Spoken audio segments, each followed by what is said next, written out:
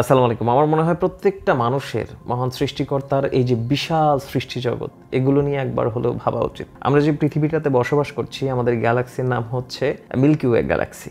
এখানে তার মধ্যে একটা সোলার সিস্টেম, যেখানে একটা সূর্য রয়েছে, একটা তারা রয়েছে আমাদের, এবং আমরা পৃথিবী যেটা, সেটা হ্যাবিটেবল জোনে আছে, এখানে বসবাসযোগ্য। আমরা এখানে বসবাস করছি। এই যে পৃথিবীটা, এটা বিশাল একটা জায়গা, প্রায় 51 কোটি বর্গ কিলোমিটারের পৃথিবী। এখানে 7টি মহাদেশ, 5টি মহাসাগর রয়েছে, অসংখ্য নদী নালা রয়েছে, পশু প্রাণী রয়েছে, মানুষ রয়েছে। আমরা এখানে বসবাস করছি। এই যে সকালবেলা আপনি যে সূর্যটা দেখেন পূর্ব দিকে উঠছে, এটা পৃথিবী থেকে প্রায় 13 লক্ষ গুণ বড়, বিশাল আয়তনের। 13 লক্ষ গুণ, 13 লক্ষটা পৃথিবী যদি সূর্যের কাছে যায়, যত বড় হবে সূর্যটা অত বড়। এবং সূর্যটা পৃথিবী থেকে প্রায় 15 কোটি বর্গ কিলোমিটার দূরে রয়েছে।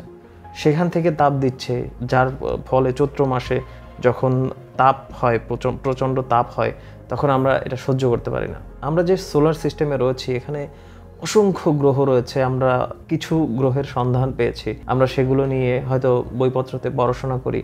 মহান সৃষ্টিকর্তা, আপনারা হয়তো শুনেছেন বিভিন্ন ওয়াজ মাহফিলে, আপনারা হয়তো শুনে থাকবেন যে মহান সৃষ্টিকর্তার অনুগ্রহে যে সর্বশেষ জান্নাতি হবে, মানে যে সর্বশেষ জান্নাতে প্রবেশ করবে, তাকে আমরা যে পৃথিবীটাতে বসবাস করছি এর 10 গুণ একটি জান্নাত দেওয়া হবে। সংশয়বাদী যারা, তারা এখান থেকে শিক্ষা নিতে পারেন যে মার্চ, আমরা যেটাকে মঙ্গল গ্রহ বলি, পৃথিবীর থেকে কত বড়, সূর্য কত বড়। তাহলে কি মহান সৃষ্টিকর্তা এই পৃথিবীর থেকে 10 গুণ বড় একটা গ্রহ একজনকে দিতে পারে না?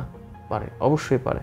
যারা সংশয়বাদী, তারা আসলে এগুলো নিয়ে ভাবে না। এগুলো কথা বলার উদ্দেশ্য আসলে কি? এগুলো কথা বলার উদ্দেশ্য হচ্ছে, আমরা যদি এগুলো নিয়ে ভাবি, তাহলে আমাদের মধ্যে একটা মোরাল সেন্স তৈরি হবে। এই যে জ্ঞানগুলো, এগুলো আমাদেরকে ফোর্স করবে যে তুমি চুপ থাকো, তুমি নীরব হয়ে যাও, কারণ তুমি একেবারেই নগণ্য। এই যে বিশাল সৃষ্টি, বিশাল আল্লাহর যে বিশালত্ব, এগুলো দেখলে তখন নিজেকে নগণ্য মনে হবে। নিজের মধ্যে একটা কি বলবো, ভীতির সঞ্চার হবে যে আমি কত নগণ্য, নাপাক পানি থেকে সৃষ্টি হয়েছে, যেটা কাপড়ে লেগে গেলে গোসল করতে হয়। স্পার্ম এবং ওভাম, মানে শুক্রাণু এবং ডিম্বাণুর মহান সৃষ্টিকর্তার যে প্রক্রিয়া, সেটার মাধ্যমে আমরা পৃথিবীতে এসেছি। মায়ের ইউটেরাসে গিয়ে আমরা ঝুলে থাকি। তারপরে মহান রাব্বুল আলামিন কোরআনে উল্লেখ করেছেন যে ধাপে ধাপে আমাদেরকে মানুষের আকার দেয়া হয়, তারপরে আমরা পৃথিবীতে ভূমিষ্ঠ হয়ে আসি। এই যে বিষয়গুলো, এই যে প্রক্রিয়াটা, মহান রাব্বুল আলামিন আমাদেরকে শিক্ষা দিচ্ছেন যে তোমরা যে কত নগণ্য, কত ক্ষুদ্র। এই বিষয়গুলো নিয়ে, মানে কোরআনে কিন্তু জয়ীফ হিসাবে উল্লেখ করা হয়েছে। জয়ীফ মানে হচ্ছে দুর্বল। আমাদেরকে খুবই দুর্বল করে সৃষ্টি করা হয়েছে, যেটা আপনি ভাবতেই পারেন না। সো এখান থেকে আমরা কি শিখতে পারি? সেটা হচ্ছে যে যদি ছোট হয়ে থাকি, তাহলে মহান সৃষ্টিকর্তার অনুগ্রহে পৃথিবীতে আমরা মানুষের সামনে সম্মানের সাথে বাঁচতে পারবো। আমরা মানুষের চোখে বড় হব।